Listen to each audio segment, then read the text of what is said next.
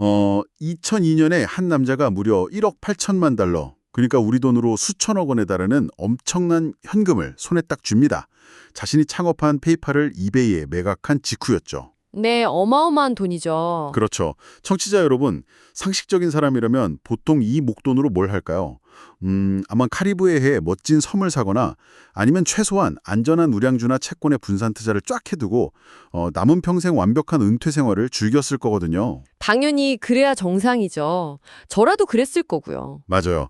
그런데 이 남자는 단 1달러도 남기지 않고 당시 금융계에서 90% 확률로 망할 거다라고 막 조롱받던 세 곳의 벤처기업에 전 재산을 쏟아붓습니다. 네, 그 세 곳이 바로 스페이스X, 테슬라, 그리고 솔라시티죠. 아, 맞습니다. 오늘 우리가 분석할 이 자료를 제가 쫙 뜯어보면서 느낀 건 이게 단순히 리스크를 좋아하는 도박꾼의 이야기가 전혀 아니라는 겁니다.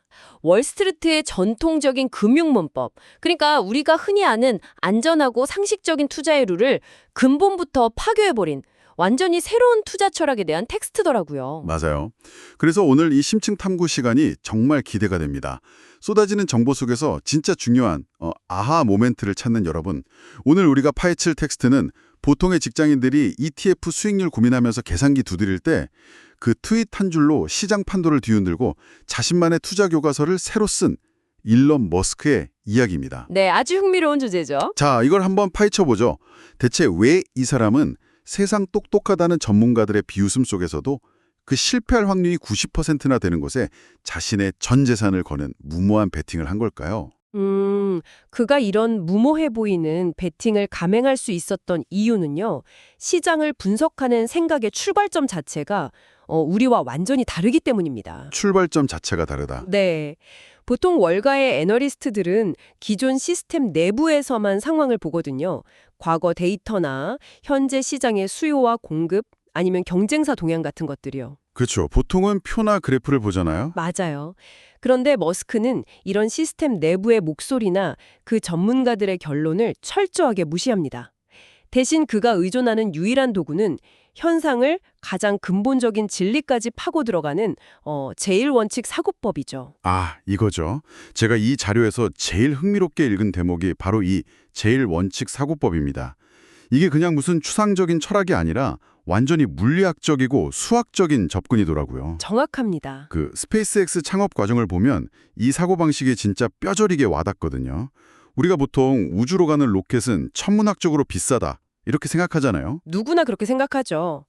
심지어 미국 정부조차 그렇게 생각해서 나사도 막 외주를 주는 판국인데 머스크는 완성된 로켓의 가격표를 보는 게 아니라 로켓을 가장 작은 물리적 단위로 아예 해체해버리더군요. 네, 그 부분이 핵심입니다. 그는 로켓이 왜 비싸지? 라고 스스로한테 질문한 뒤에 재료를 전부 분해했습니다. 항공우주 등급의 알루미늄 합금, 티타늄, 구리, 그리고 탄소 섬유. 와, 재료 단위로요? 네, 이렇게 원자재 목록을 딱 뽑아놓고 런던 금속거래소 같은 상품 시장에서 이 원자재들의 가격을 하나하나 직접 다 계산해 본 겁니다. 완전품이 아니라 로켓을 이루는 순수한 쇳덩이의 원가부터 따져본 거네요. 그렇습니다. 그렇게 원재료계만 따져보니까 놀랍게도 실제 로켓 제작 비용에서 원자재 가격이 차지하는 비중이 고작 2% 정도밖에 안 된다는 사실을 발견한 거죠. 와, 2%요?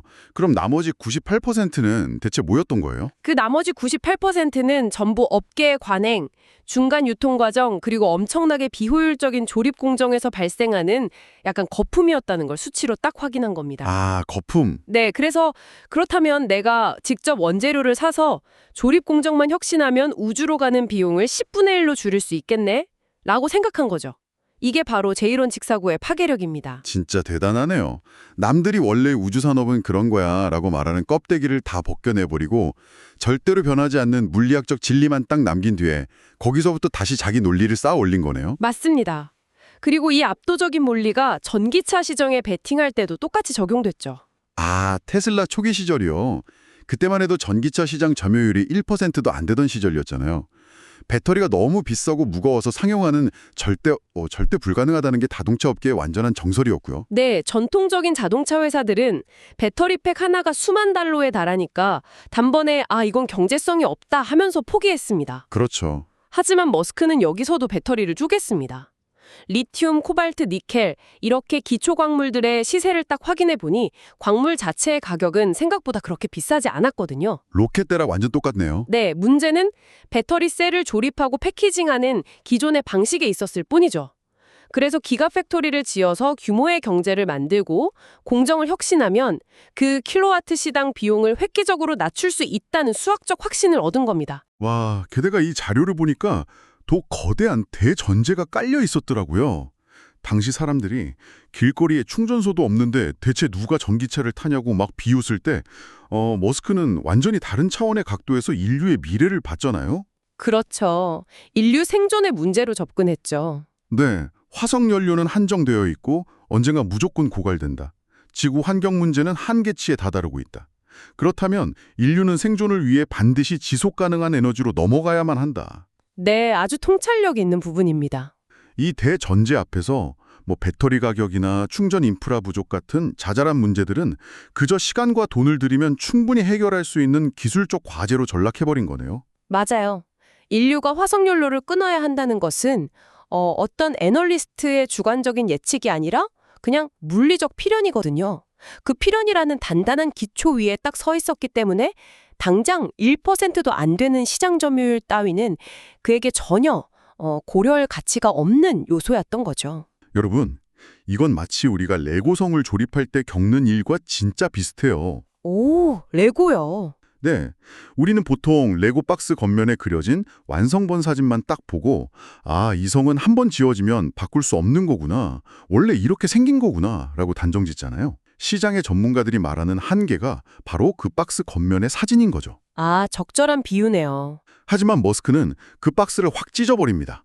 그리고 안에 들어있는 가장 작은 단위의 블록 하나하나를 직접 손으로 막 만져보면서 블록의 재질이나 강도, 결합력을 스스로 테스트하는 거죠. 그렇죠. 블럭 단위로. 네, 그리고 이 블록들이라면 사진에 없는 전혀 다른 차원의 거대한 우주선도 조립할 수 있어 라고 확신하는 겁니다. 훌륭한 비유입니다. 그 구조물의 겉모습에 압도당하지 않고 그것을 이루는 가장 작은 구성 요소의 잠재력을 정확히 파악하는 것. 그것이 그를 기존 시스템 밖의 룰 브레이커로 만든 핵심 동력인 거죠. 그런데 여기서 제가 반론을 하나 제기하고 싶어요. 네, 해보시죠. 아무리 머스크의 논리가 완벽하고 제1원칙 사고법이 대단하다고 해도 이건 어디까지나 머릿속의 계산이고 엑셀 시트 위에 숫자에 불과한 거잖아요. 그렇죠. 실행 전까지는요. 네, 세상에 수많은 진짜 네로라 하는 천재적인 전문가들이 막 데이터랑 경험을 들이밀면서 절대 불가능하다라고 외치는데 오직 자기 계산기 하나만 띵 믿고 1억 8천만 달러를 그것도 단 1달러도 안 남기고 몰빵한다는 건 솔직히 이성의 영역을 넘어선 완전한 광기나 아집에 가까운 거 아닌가요? 충분히 그렇게 볼 수 있습니다. 지금 이 방송 들으시는 분들 중에서도 에이, 그건 일론 머스크니까, 천재니까 가능한 거지 라고 생각하시는 분도 분명히 계실 거거든요. 네, 당연히 그런 의문이 들 수밖에 없죠. 방금 아주 중요한 포인트를 딱 짚어주셨는데요. 머릿속 완벽한 논리와 현실의 위기는 완전히 다르다는 점입니다. 그렇죠. 완전 다르죠. 네, 아무리 완벽한 논리라도 현실의 거대한 폭풍, 특히 생존이 위협받는 벼랑 끝에 서면 흔들리기 마련이니까요. 인간이라면 당연한 반응이죠. 네. 하지만 머스크가 자신의 원칙이 단순한 광기나 아집이 아님을 증명한 것은 모든 것이 순조로울 때가 아니었습니다. 이 자료의 다음 섹션에 나오는 가장 어둡고 끔찍했던 2008년의 벼랑 끝 행보를 보면 그가 가진 투려 철학의 진짜 깊이가 드러납니다. 2008년 금융위기 당시 일화군요. 저도 그 대목 읽을 때는 진짜 숨이 턱 막히더라고요. 네, 2008년은 그야말로 글로벌 금융위기로 전 세계 자본이 싹 다 말라붙던, 모든 것이 무너져 내리던 시기였잖아요. 테슬라는 현금 흐름이 완전히 끊겨서 진짜 파산 서류에 도장 찍기 직전이었죠. 거기다가 스페이스X도 맞아요. 엎친 데 덮친 격으로 스페이스X는 개발 중이던 팰컨 1 로켓이 3번 연속으로 발사에 실패하면서 공중에서 펑펑 폭발해버렸습니다. 와, 진짜 죄악이네요. 그 1억 8천만 달러라는 천문학적인 개인 자산이 말 그대로 우주 공간에서 그냥 가루가 되어버린 겁니다. 그 천하의 일론 머스크조차 그 절망의 무게를 못 견디고 샤워실에 주저앉아서 펑펑 울었다는 게 바로 이때잖아요. 로켓은 터지고 회사는 파산 직전이고 개인 자산은 바닥을 드러내면서 철저하게 무너졌던 시기. 네. 하지만 그 절망적인 밤이 지나고 다음 날 아침 그가 한 행동이 모든 것을 설명해 줍니다. 어떻게 했죠? 일반적인 투자자라면 이 지옥 같은 상황에서 어떻게 할까요? 남아있는 자산이라도 좀 건지기 위해서 리스크를 분산하거나 두 회사 중 가망이 없어 보이는 곳을 포기하는 게 완전 상식이죠. 이른바 손절매를 하는 겁니다. 그렇죠. 우리가 시중 재테크 책에서 진짜 귀에 못이 박히도록 듣는 절대 명제가 계란을 한 바구니에 담지 마라. 즉 분산 투자잖아요. 위기가 닥치면 당연히 포트폴리오를 나눠서 생존을 먼저 도모해야죠. 하지만 머스크는 자신이 끌어모을 수 있는 마지막 남은 영혼의 자금까지 모조리 단 한 푼의 예비비도 남기지 않고 테슬라와 스페이스X에 다시 반반씩 쏟아붓습니다. 와, 둘 중 하나를 살리는 게 아니라 자신이 가장 깊이 이해하고 있는 두 회사 모두에 자신의 생존 자체를 같이 걸어버린 거죠. 진짜 대단하네요. 여기서 그의 아주 독특한 투자 원칙이 명확해지거든요. 그에게 분산 투자란 자신이 무엇을 하고 있는지 모르는 사람들의 무지를 방어하기 위한 수단일 뿐이었습니다. 네, 분산 투자가 무지를 방어하는 수단이요? 와, 그 표현 진짜 뼈를 때리네요. 네, 우리가 ETF나 인덱스 펀드에 분산 투자하는 근본적인 이유가 뭐겠습니까? 어떤 회사가 언제 오르고 내릴지 완벽하게 이해하고 통제할 수가 없기 때문이죠. 그렇죠. 모르니까 나누는 거죠. 네, 나의 무지를 인정하고 리스크를 쪼개는 겁니다. 하지만 머스크의 관점은 완전히 반대입니다. 그는 자신이 직접 원재료부터 설계하고 공정을 혁신하고 변수를 통제하는 회사에 아주 압도적으로 집중했습니다. 분산 투자가 무지를 막는 방패라면 극단적인 집중 투자는 변수를 직접 통제하는 권력이었던 셈이죠. 변수를 통제하는 권력. 네, 결과적으로 기적처럼 네 번째 로켓은 발사에 성공했고 테슬라는 그 마지막 자금으로 파산 위기를 넘기면서 살아남았습니다. 아, 진짜 드라마틱하네요. 하지만 여기서 잠깐만 멈춰보죠. 청취자 여러분도 아마 지금 똑같은 생각을 하실 것 같은데요. 어떤 생각이죠? 솔직히 말해서 네 번째 로켓이 발사에 성공했으니까 지금 우리가 여기서 통제 가능한 변수에 집중했다면서 멋지게 분석을 하고 있는 거지. 만약 그때 네 번째 로켓마저 펑 터졌다면 머스크는 그냥 전 재산을 카지노 룰렛 한 칸에 몰빵했다가 길거리에 나앉은 미치광이 도박꾼으로 역사에 남았을 거 아닙니까? 네, 충분히 일리 있는 지적입니다. 이거 철저하게 결과론적인 생존 편향 아닌가요?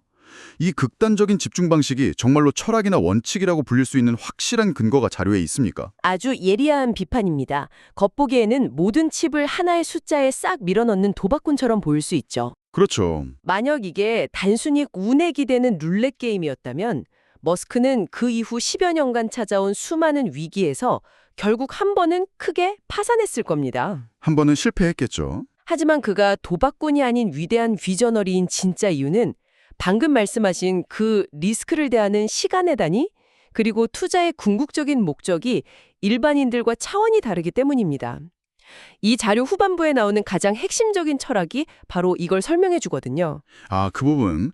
단기 등락은 노이즈다. 10년을 봐라. 그리고 돈보다 미션이 먼저다.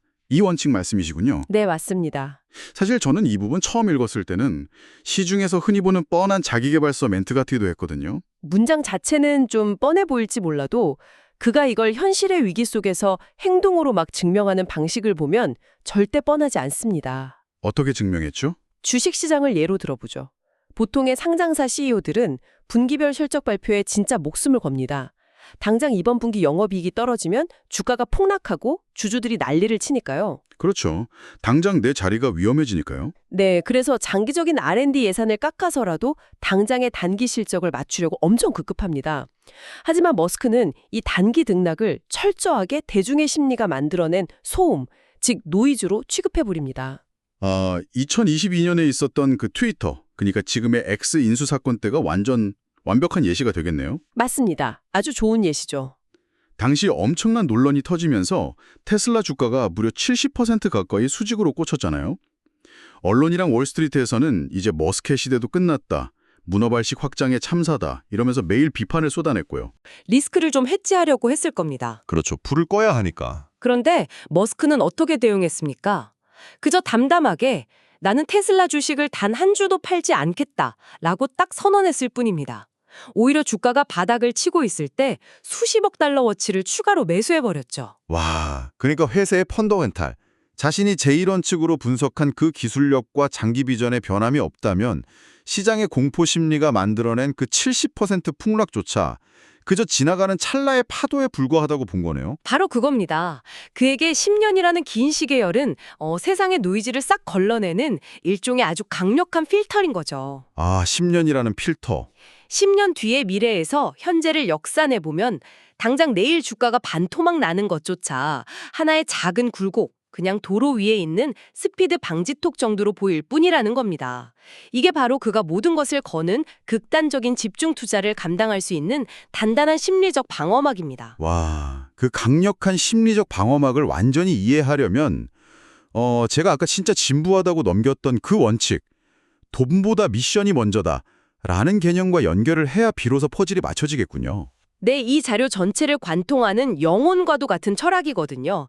이 대목을 한번 보십시오. 테슬라의 CEO인 머스크의 공식 연봉은 단돈 1달러입니다. 아, 1달러? 회사가 정해진 시가총액과 엄청난 매출 목표를 딱 달성했을 때만 주식 옵션으로 보상을 받는 아주 극단적인 성과급 구조를 택했죠. 게다가 스페이스X는 회사를 설립한 지 20년이 훌쩍 넘었는데도 여전히 비상장 상태를 끈질기게 유지하고 있잖아요. 솔직히 스페이스X를 지금 당장 주식시장에 상장시키면 전 세계 월스트리트의 자본이 진짜 미친 듯이 몰려들면서 머스크는 상상을 초월하는 엄청난 현금을 당장 거머쥘 수 있을 텐데 말이죠. 대체 왜 굳이 이 비상장을 고집하는 건가요?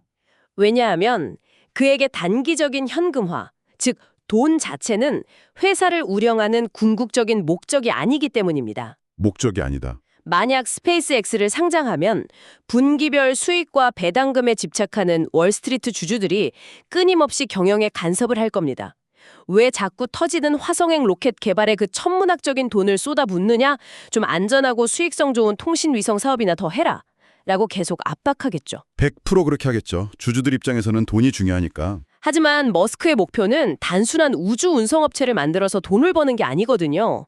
그의 최종 목표는 인류를 다행성종으로 진화시키는 겁니다. 와, 다행성종. 그 말을 들으니까 이 자료에 나오는 한 기자의 질문과 머스크의 답변이 딱 떠오르네요. 기자가 그렇게 모은 엄청난 부를 대체 어디에 어떻게 쓸 계획입니까? 라고 물었을 때 머스크가 전혀 망설임 없이 아주 단호하게 대답했죠. 네, 뭐라고 했죠? 제가 죽기 전에 화성에 자급자족 가능한 도시를 건설하는데 이 돈을 전부 쓸 겁니다. 라고요. 네, 처음 그 말을 들었을 때 사람들은 다 몽상가의 미친 소리라고 막 웃었습니다. 하지만 지금 건물 20층 높이의 거대한 로켓이 우주로 확 날아갔다가 다시 정확하게 발사대로 돌아와서 딱 착륙하는 기적 같은 장면을 생중계로 보면서 세상은 깨달았죠. 깨달았죠. 그가 미친 게 아니라 그가 세워둔 미션의 크기가 우리의 얄팍한 상상력을 그냥 초월했을 뿐이라는 걸요. 청취자 여러분, 이 상황은 마치 초고층 빌딩을 짓는 구조공학자의 시선과 정말 비슷합니다.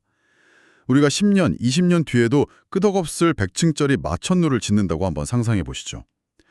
당장 이번 주 화요일에 비가 좀 내리고 강풍이 막 분다고 해서 건물에 뼈대를 세우는 기초 설계도를 뜯어 고치지는 않잖아요. 절대 안 고치죠. 분기별 실적이나 주가 폭락이라는 그 화요일의 비는 건물의 튼튼한 기초만 제대로 서 있다면 진짜 아무런 문제가 되지 않는 겁니다. 머스크는 오직 100층이라는 거대한 목표와 기초공사라는 제일 원칙에만 극단적으로 집중을 딱 하기 때문에 그 모진 비바람과 세상의 비난을 흔들림 없이 버텨낼 수 있는 거군요. 아주 완벽한 비유네요. 근본적인 물리적 진리에 기반한 제일 원칙 사고, 그리고 자신이 통제할 수 있는 변수에 대한 극단적 집중, 마지막으로 10년 뒤의 인류를 바라보는 거대한 미션.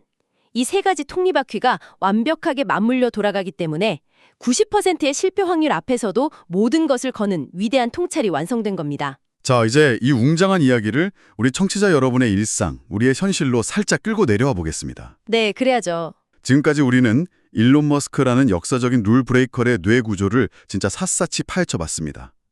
하지만 솔직해져 보죠. 우리는 일론 머스크가 아닙니다. 그렇죠.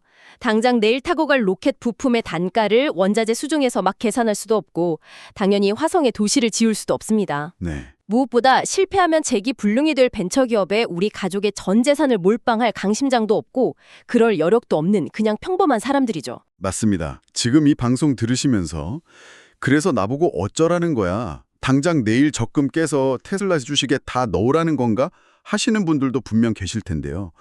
절대 그런 뜻이 아닙니다.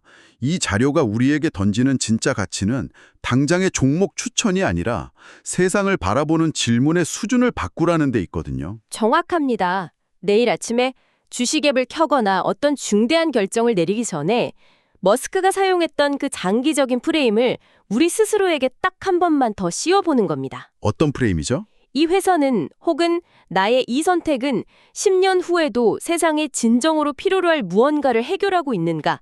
바로 이 본질적인 질문이죠. 여러분 오늘 하루 종일 스마트폰 화면에 빨간불 파란불 들여다보면서 일희일비하느라 진짜 얼마나 많은 스트레스를 받으셨습니까?